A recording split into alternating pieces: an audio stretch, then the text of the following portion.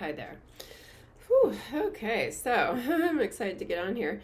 Um, it's been a really interesting past 12 hours, I guess, maybe a little bit longer. Anyway, yesterday I was trying to create some flyers for our crowdfunding campaign here to put up at some local areas. The coffee shop we go to, some of the spiritual shops, and the library, etc., grocery stores, places where you put up flyers. And I had it all organized and thought it was quite lovely and pretty and nice. It would appeal to everybody and really kind of, I thought, hopefully spoke to what we were trying to do here.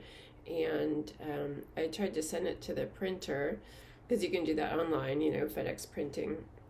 And I tried 3 times. And I know when I try something 3 times and it doesn't happen, that is my guides, the universe, whatever, trying to tell me a message like, hey, this is not the right time. Something's not right here. So, I've learned to listen to that. I'm like, okay, so something's not quite right here with the flyer. And these are not the ones to print out. So it's like, okay, it was late. And I let it go and knew that I would, work on it today. And then today during my practice,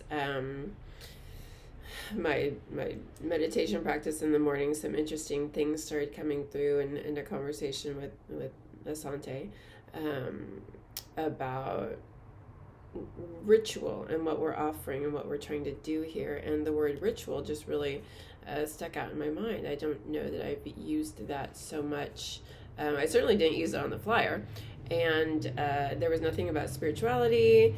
It was just really basic and trying to speak to the masses and appeal to everybody, which during my practice it just got very clear to me today, like that is what I've been trying to do. Like, how do I appeal to the most amount of people? How do I speak to everybody? And how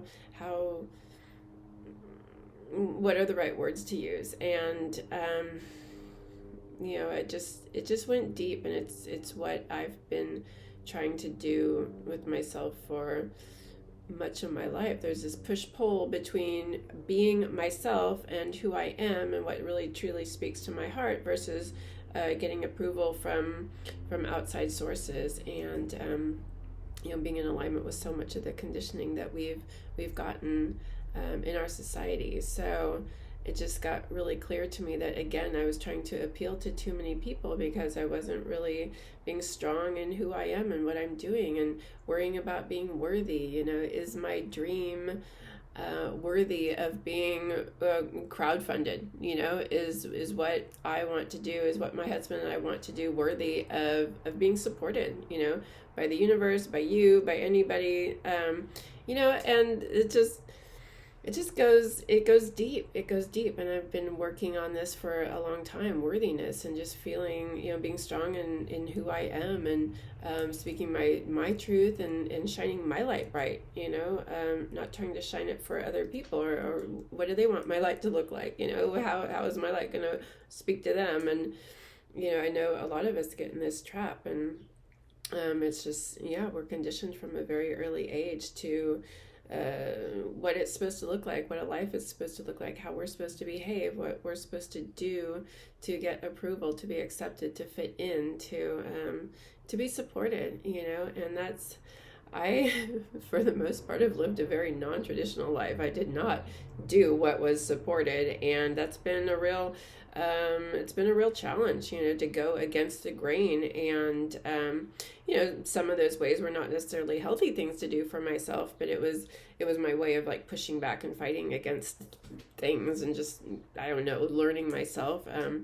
But dealing with my pain, a lot of it came down to dealing with pain and anger that I came in with from my adoption. And this is, I'm realizing as I went into it more and more in my process today, it really stems from my being put up for adoption, and that struggling, from a very young age to understand that what was wrong with me, why didn't my mother want me, what did I do wrong, and how could I get the love of other people, of the parents that I ended up with, because we didn't get along. And is always trying to figure out what was wrong with me and why wasn't I wanted, and how do I get attention, how do I get support, how do I get loved for being who I am, and even for having my emotional challenges, and for being angry, and all the grief that I was dealing with. And so it stems back to that, like really wanting to feel worthy of love and support. And doing this crowdfunding thing is just it really is taking me into that aspect of myself, when I'm asking for help and support and putting myself out there, and putting my dreams out there. I mean, basically what this comes down to is my dream and who I am. And that grief process that I went through from my adoption, the grief, it's been a lifelong process of grieving the loss of my biological mother, the anger that turned into, and the fear, the rage, and so many pieces, but getting to understand that grief really deeply is what has helped me to understand grief in other people, and just have this deep heart desire, soul desire, to support others in their grief process and to help them understand grief, because mine was unconscious. I didn't realize I was grieving. I didn't know what that was. I thought, until I started learning about it through my my educational path, through With Death and Dying, really being inspired to work with people in dying, I started learning about grief, because that comes along with it, of course.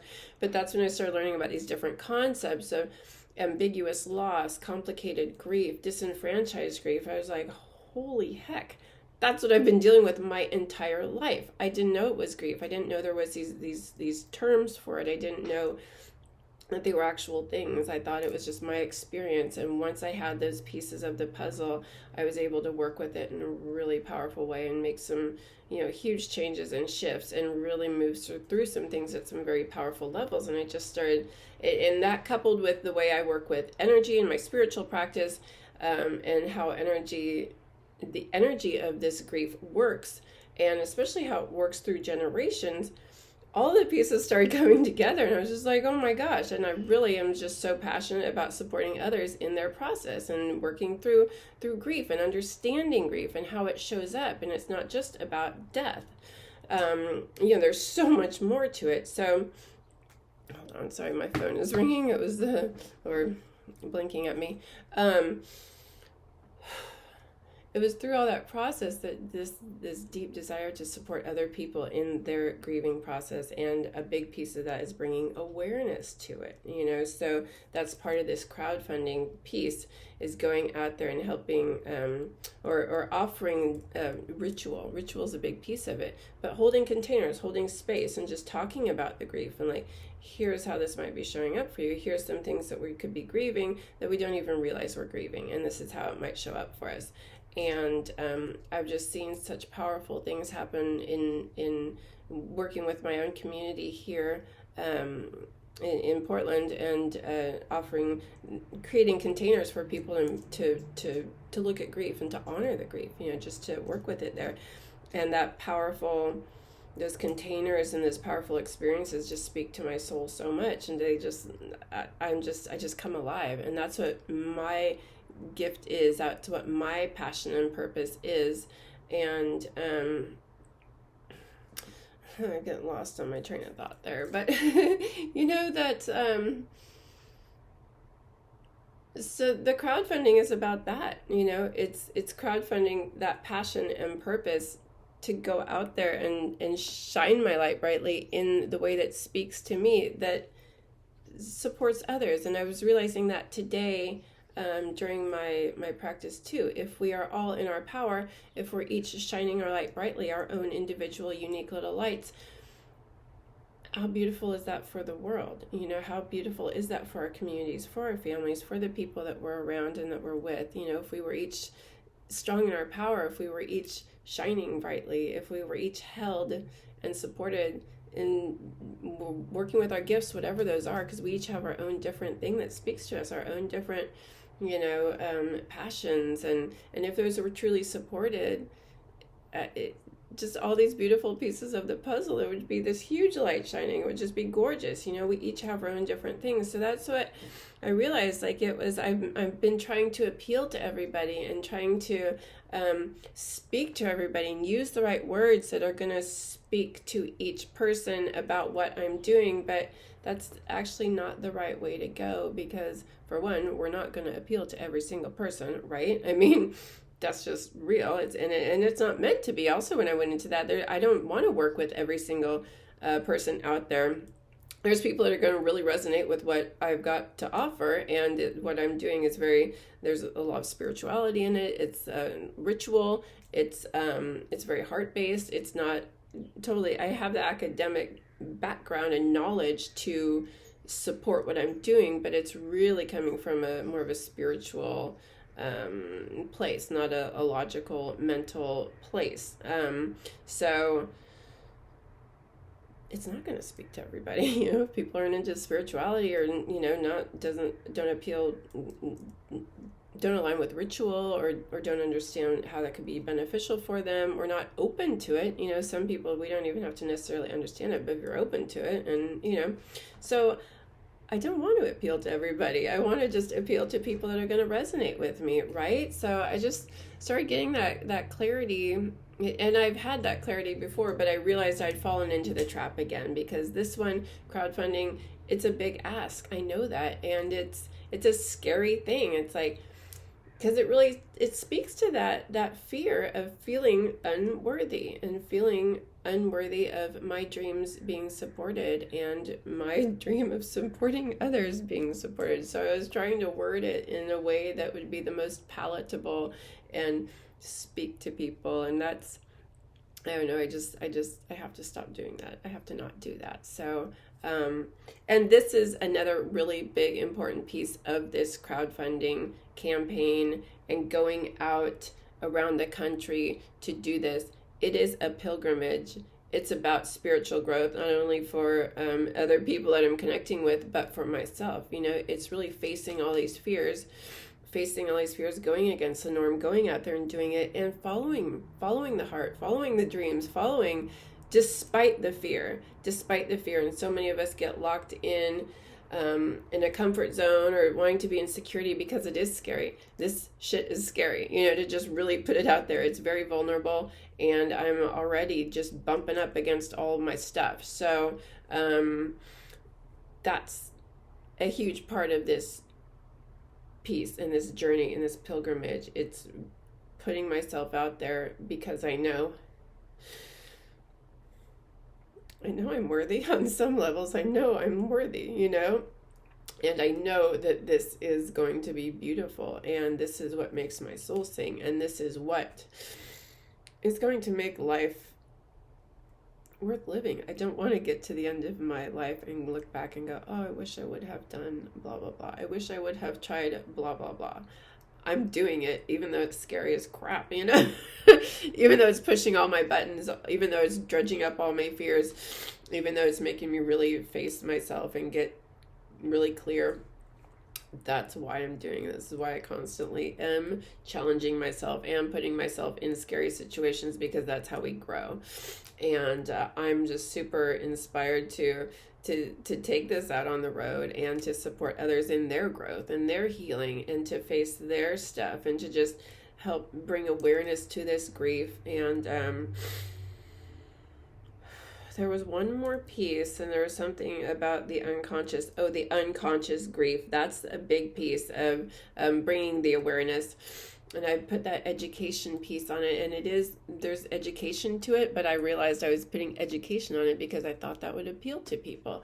It is educating people about unconscious grief, but it's more like bringing awareness and just creating a container to talk about it. And like, here is how this grief, so it's educational in a sense, but you know what I mean? I realized I was using certain language, again, to appeal to people. So the unconscious part, and this is where we come in with this unworthiness piece. I came in with that. A lot of what we're working with, this unconscious stuff that isn't our own, is stuff we came in with. This is the inherited, ancestral, intergenerational, collective fear trauma, grief that we're working with, that is a really big piece of what we're doing out here, what the pilgrimage is about, is bringing this to our awareness and this to our consciousness. Because again, when we aren't aware of it, then it's just allowed to run beneath the surface and really create a lot of havoc and keeps us stuck in these fear-based, unworthy feelings and experiences. So I feel like that there was more to it, and I'll probably need to do a follow-up video about that because I had more clarity. So here's the other piece. Like, I don't have this all completely clear and figured out. I'm not maybe always the most articulate, and maybe I repeat myself a lot, and I know I do. So I'm working with that. But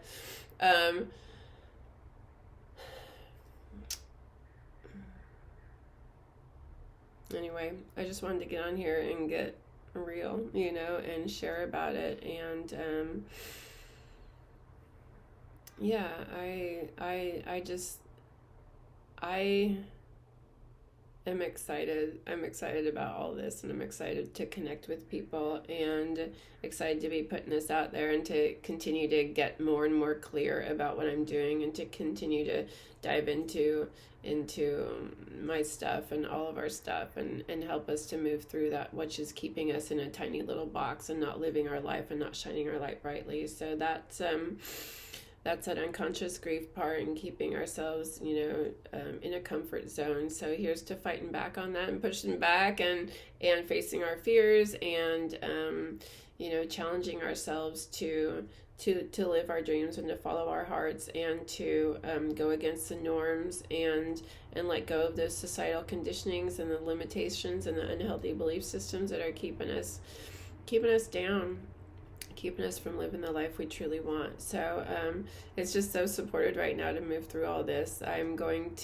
This is funny, because after I was having all these realizations and these clarities, and I listened to my favorite astrologer, who just put out her latest podcast, and it just speaking directly to all of this. So I'm right where I'm supposed to be, but all this stuff is really being stirred up for us, all of our fears for us to look at. And there's opportunities for huge growth right now, and huge quantum leaps, and jumping forward and through a lot of this stuff, if we're ready for it, and we're open to it, and we're able to work with this stuff. So gratitude. And that is the piece. I don't know if I made it clear enough, but yeah, I think I did. Spirituality, that's a huge part of this journey. That's a huge part of this. So I realized my flyer that I created yesterday said nothing about spirituality, nothing about ritual. I know I touched on that earlier, but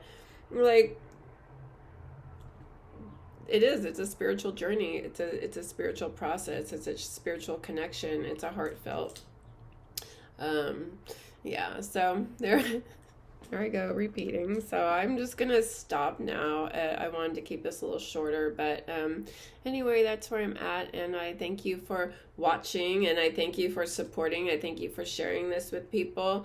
I thank you for just being here and witnessing my journey, and I'm grateful for it. And I thank you all. We are all worthy. You're worthy. I'm worthy. We're all worthy to shine our light bright, and to be supported in doing so. That's just the truth of it. Thank you again.